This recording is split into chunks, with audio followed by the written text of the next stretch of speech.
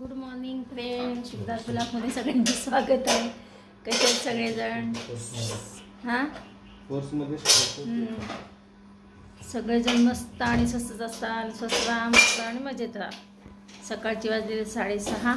चला, आणि माझी बहीण चालली आता कामाला.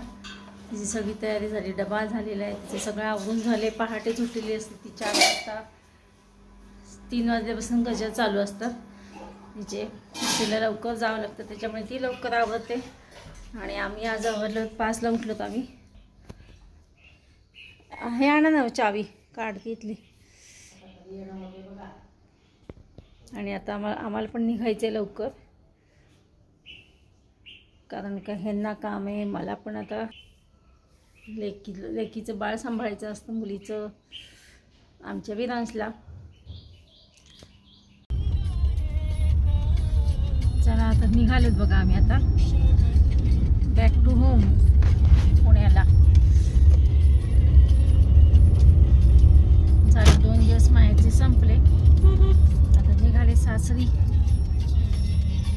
आमच्या विरांशला बरं नाही, नातवाला उलट्या झाल्या काल. त्याला खूप पाणी जरी पिलं तरी पचत नव्हतं, त्याच्यामुळे मन लागत नाही. निघालो आता लवकरच.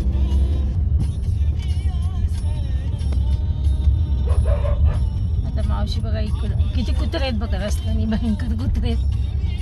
हे इथंच बघा, इथं 5-6 पिल्लं होती छोटी कुत्र्याची. त्या मावशी इकडं समोरच्या बोळ्यात राहतात वाटतं कुठतरी.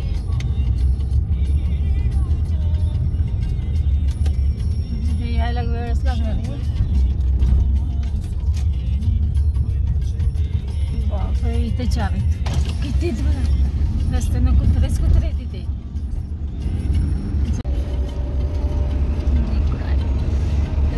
सूर्योदय मस्त सकाळचं.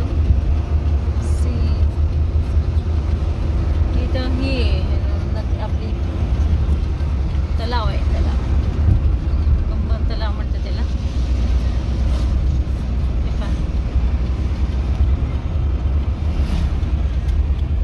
सकाळचं फ्रेश वाटतं वातावरण.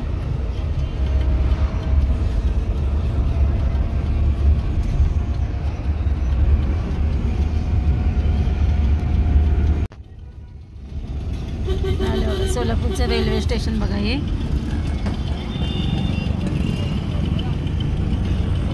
Railway station.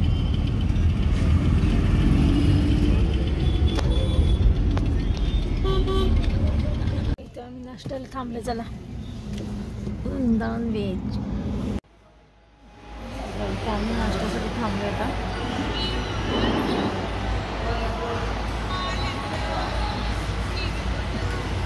इथं खेळायलाच नाही बघा, लहान मुलांसाठी खेळायला आहे बघा. इथं घसरगुंडी, अजून झोका.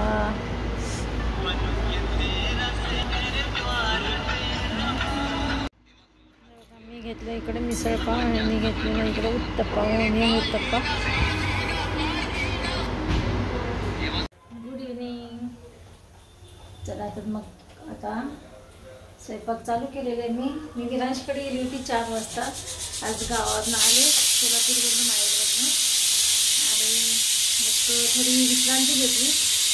आणि विरांशला पहिला विरांशकडे जाऊन आले, बघून आले. आता विरांशची तब्येत नाही बरी, विरांशला ताप आहे. काल झाल्या ते उलट्या त्याला, त्याच्यामुळे मी जाऊन आल्या पहिला त्याच्याकडेच गेलो. त्याची तब्येत बघितली, 1 तास तिथं थांबलो आणि घरी आलो. फ्रेश होऊन मी म्हटलं 4 वाजता झोपला होता दुपारी, पुन्हा मग 1 वाजता. म्हणून मग मी 4 वाजता गेले, तर आत्ता आले घरी. आज त्याला बरं नाही तर मग मन कुठं लागतं, तर जाऊन थोडं थांबले आणि आले आता. आणि बघा इकडे लावलेले कुकर. आल्यानंतर देवापुढे दिवा केला आणि आता कुकर लावले आणि स्वयंपाक करते. आता भाजी करायची आणि वरण टाकायचं, फक्त भात टाकलं नाही.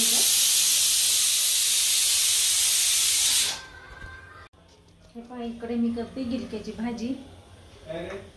नाही हो, हां व्हिडिओ काढते. गिलके म्हणजे हे घोसाळची भाजी. आणि एकच पापड बघा, एक मोठं पापड आहे ते तळून घेते.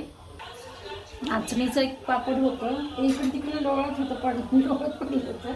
या डब्यातलं त्या डब्यात, त्या डब्यातनं या डब्यात. त्याच्यामुळे म्हणजे चला तळून घेऊया. तेल अजून तापायचं होतं. आणि ती गिलक्याची भाजी करते घोसाळ्याची.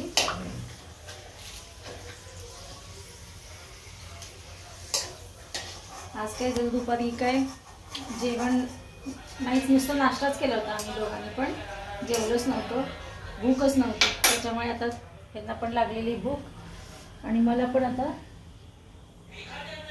लागली भूक. तर आता मी पडदिशी थोडं पापड तळून घेते आणि भाजी टाकते.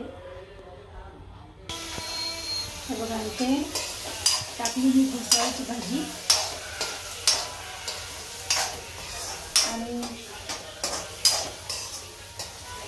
हे पहा अशी टाकली आहे. याच्यामध्ये शेंगदाण्याचे कूट टाकणार आहे.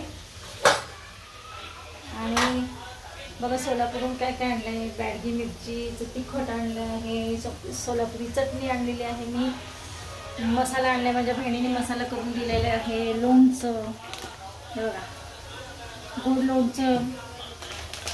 आणि हे बघा सोलापुरी चटणी आणलेली आहे माझ्या बहिणीने ना. हे बघा साखरंबा करून दिलेले. अजून तिखट बॅडगी मिरचीचं तिखट आहे बघा, ते वरच्या डब्यात केलेलं आहे. चला मी आता ह्याच्यामध्ये भाजीमध्ये टाकते शेंगदाण्याचे कूट आणि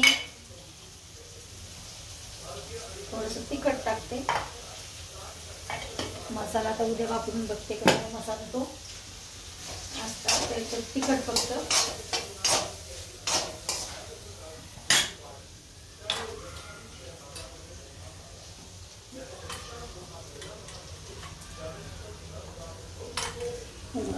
तिखट टाकलेलं आहे. आता टाकते ह्याच्यामध्ये मीठ आणि थोडीशी किंचितची साखर किंवा गूळ.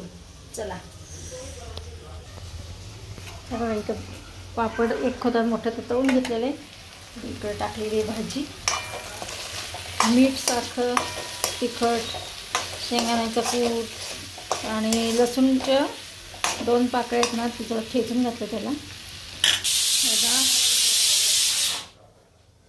विरांशला बरं नसलं ना, अजिबात करमत नाही. आज लेकरू ना मऊ झालं आहे, कालपासूनच तो मऊ झालेला आहे. पण आज आल्यानंतर बघा लगेच विठी मारली आजोबांना, मला.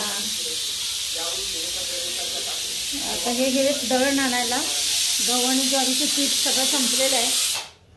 मगाशी दळण टाकलेलं आहे. किती दिवस झाले आणून ज्वारी आणि गहू टाकायचं जाऊन गेली, कारण का गुरुवारी बंद असतं आणि नेमकं गुरुवारी सामान आणलेलं होतं.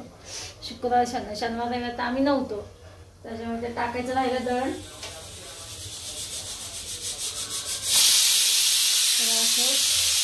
फक्त आता पोळ्याच करायचे राहिलेले आणि भाजी टाकलेली. भाजी झाली की आमटी टाकणार आहे. चला तर रुटीन चालू झालं. 2 दिवस गेली होती आईकडे.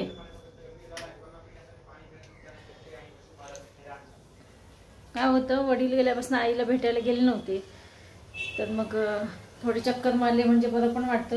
आणि तिची कंडिशन त्यावेळेस खूपच खराब होती आईची. एवढी खराब होती की अशक्तपणा तर भयंकर होता, माणसं ओळखत नव्हती. पण यावेळेस गेल्यानंतर जरा तिला पाहिल्यानंतर जरा बरं वाटलं. 4 घास खाती, तर त्यावेळेस अगदी 2 तुकडा म्हणजे चतकोर भाकरी पोळी पण खात नव्हती. पण यावेळेस थोडी तिची प्रगती वाटली, थोडंसं चेहऱ्यावर थोडं तेज वाटलं, जरा बरं वाटलं मनाला आईला भेटून आल्यानंतर. चला तर आता माझं कंटिन्यू चालू आहे, स्वयंपाक कंटिन्यू करते. चला तर मग भेटूया अशाच नवीन एका ब्लॉग्समध्ये. तोपर्यंत बाय बाय, टेक केअर.